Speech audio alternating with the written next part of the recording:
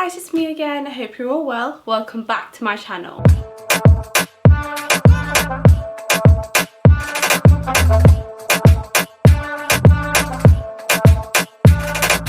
So A-level and GCSE results day 2020 is right around the corner, and I know so many of us must be feeling so stressed out right now given what happened to the Scottish exams and the IB exam results. So trust me, I know exactly how you all are feeling, because God knows I'm feeling the exact same way as well. Right now is a very strenuous time for our mental health and our mental state in general. So I kind of just wanted to do a talk to you guys, basically talking about our fears and how we can get over these fears and how we can put ourselves in a good mental state for the preparation up to results day and the aftermath of results day, just to sort of help us feel a little bit better. Because on my channel I talk a lot about education and how important education is, but just as much as education, our mental well-being is very much so important as well. The coming few days and the coming few weeks and months, in fact, up until results day, has been very stressful for me, and I know the exact same thing for you guys. So let's just have a talk about it, think things through rationally, and how can we get over these fears. Before we get started, you guys know the drill. Don't forget to smash that subscribe button down below to see me weekly. Anyways guys, let's just jump right in. So let's break this down so we can think this through rationally, okay? Why are we feeling this sort of fear and overwhelming anxiety feeling? Well, that is because unlike any other year, we are receiving grades based on exams we have not sat, based on teachers' judgments, government assessments, and past classwork, exam results, mock exam results, even our previous school history. To a very large extent, this is so unfair for us, because you know, you might be someone who achieves higher grades in comparison to the averages of your school, and your fear is that you will be receiving a grade awarded to you by the government based on the fact that the average grades in your school might be, I don't know, B's or C's, whereas you achieve consistently A stars. And now, of course, because your school's previous exam results have been as such, you will have to fight tooth and nail to achieve an A or an A star. It might be very less likely for you to achieve that than, I guess, anyone at either a grammar school or a private school. Now, when it comes to these sorts of fears, you always want to think things through in a positive mindset. Let's say two people achieve the exact same grades, one from a private school, one from a state school. Let's say, all things remaining equal, these two people achieve the exact same exam results and are, you know, roughly the exact same standard for a university perspective. Or if these two people miss their grades by the same amount, for example, the university is more likely to lean towards the state school person because they had less opportunities than either the grammar school or the private school person, and yet they managed to achieve the same as those people. So the priority for them would be the state school people, because, you know, that would be the fair thing to do. I think of it in that sense, and I do feel a little bit better because, God forbid, all does go, how do you say it? One debt to society later. Off the rails, essentially, on results day. You know, if I do somehow miss my university offers or I don't achieve exactly what I want to achieve, I know that I have gone to a state school my whole entire life, and that in that sense, if I do have the same grades as somebody from a private school or a grammar school or in a more who attended a better school than I have, I know that the university would prefer me over them, because we both had different opportunities in life, and yet I achieved the same grades as somebody who had better opportunities. You know what I mean? Another very common fear is that, what if I miss my university offer? Like I said, we are in a very unique position because we're facing a global pandemic. How often does this happen? Universities are very aware of the fact that, you know, this situation is as such. And so in that aspect, it's an advantage to us as home students, for example, because a lot of other students who are international, they do not have the ability to come over here in the middle of a pandemic. They can't catch a flight and come here. Some of them can, yes, of course, and there are a lot of people who are doing that, but a lot of people, and I mean a lot of people, they are either deferring entry to next year, or they are just withdrawing their application, I guess, and just probably applying in like the next cycle. So universities gave out all of their offers before May, essentially, and the vast majority probably before the pandemic, I guess. Universities often will fill up all of their spaces. Oftentimes they even overfill because a lot of people do like miss their offers and stuff, and this year more likely.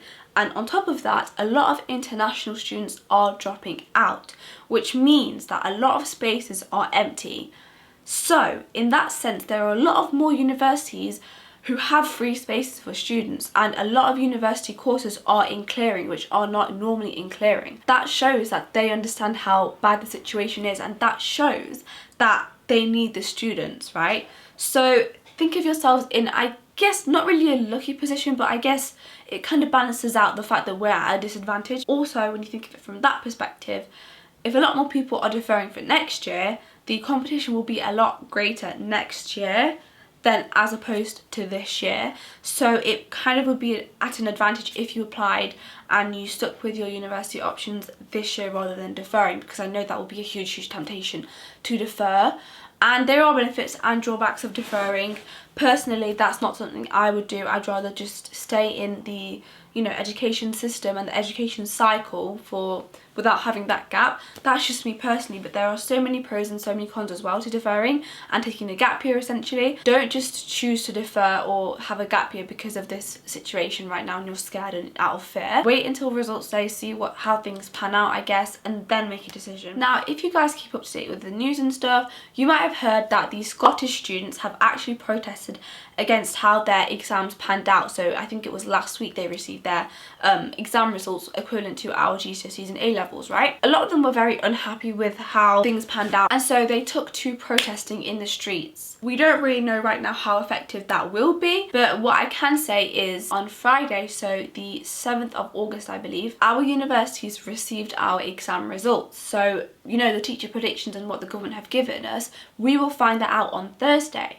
However, the universities have found that out on Friday. So if a lot of people have missed their grades, they're going to decide whether they want to take them in or not. And since then, the government have now announced that they are allowing for appeals. So before, you weren't allowed to appeal. So the grade that you were given, that's it. Either be happy with that or sit the exams in October. The fact that we are now allowed to appeal is a huge advantage. I'm not entirely sure whether we are allowed to individually appeal for like specific students or whether it's a whole overall school appeal.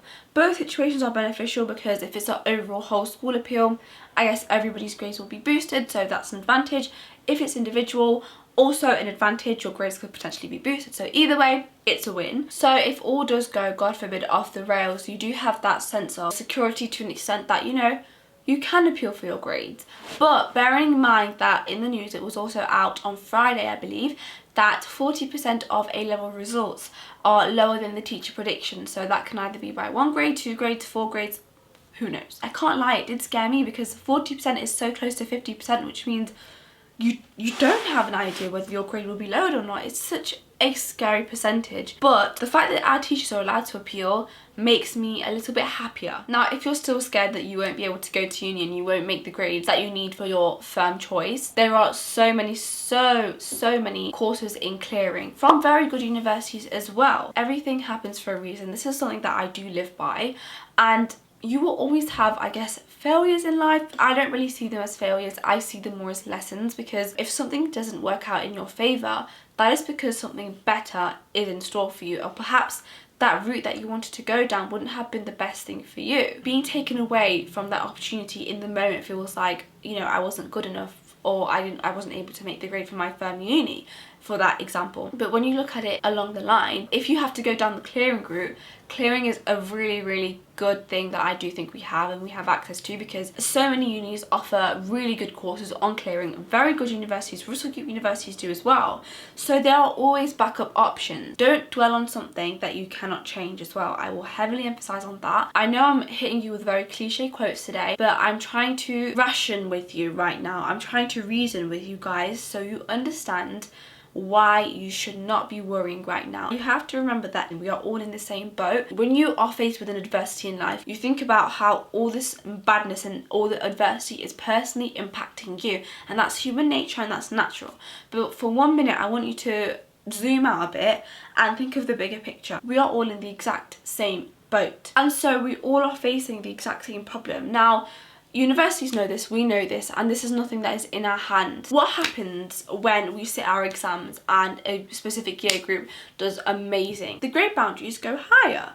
What happens if a whole year group does bad? The grade boundaries go lower. In the exact same context, right? If all our cohort essentially is You know, 40% of people, that is a large amount. If they are not achieving the grades that they would have thought they would have, or their teachers would have predicted them to get, that is almost 50% of our cohort, right? The whole cohort in the UK that is essentially being robbed of a grade that we deserve. So if everybody is sort of dropping a little bit, universities will know this and they will also have to drop their standards a little bit. So I wanted to wrap this video up by reminding you guys that you are not defined by your grade. One thing you should remember is 5 years down the line, will you look back at this moment and remember it and get upset? The likelihood is no. So why be upset over something that you would not be upset about in 5 years time? In the grand scheme of things, it really doesn't mean that much. So yeah guys, this is literally what I wanted to talk to you about. I really hope you are feeling a little bit better for results day after this video. I know I feel a little bit better just talking to you guys out loud, thinking about my fears. So if you do want to talk to me in more depth about how you're feeling and stuff, I'm always open to talking to you guys. You can contact me via DM on Instagram. My DMs are always open to you guys. You can drop me an email, you can drop me a message in the comments down below. Let me know how you're feeling for results day, and I will see you in my next video. Bye!